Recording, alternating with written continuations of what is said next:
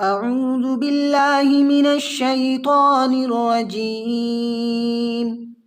بسم الله الرحمن الرحيم.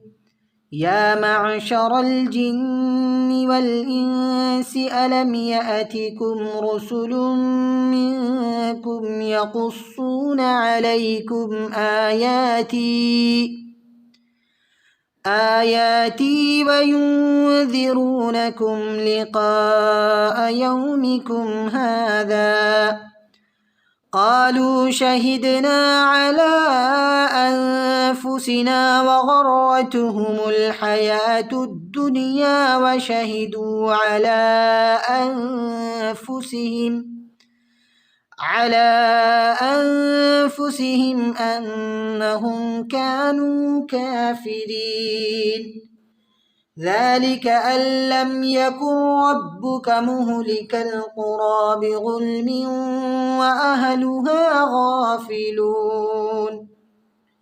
ولكل درجات مما عملوا وما ربك بغافل عما يعملون.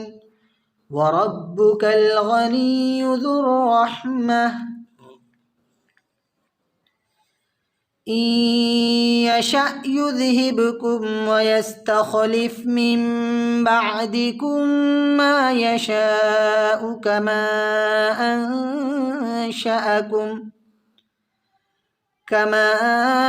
أنشأكم من ذرية قوم آخرين. إنما توعدون لآت وما أنتم بمعجزين.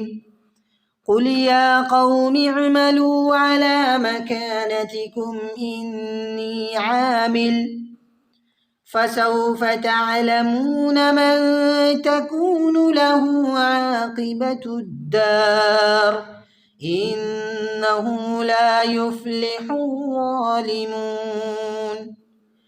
وجعلوا لله مما ذرأ من الحرث والأنعام نصيبا فقالوا هذا لله بزعمهم وهذا لشركائنا. فمن كان لشركائهم فلا يصل إلى الله وما كان لله فهو يصل إلى شركائهم ساء ما يحكمون. وكذلك زين لكثير من المشركين قتل أولادهم شركاؤهم ليردوهم وليلبسوا عليهم دينهم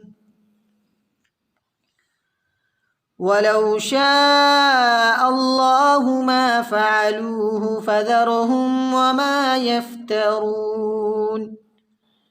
وقالوا هذه أنعام وحرث حجر لا يطعمها إلا من نشاء بزعمهم وأنعام حرم ظهورها وأنعام لا يذكرون اسم الله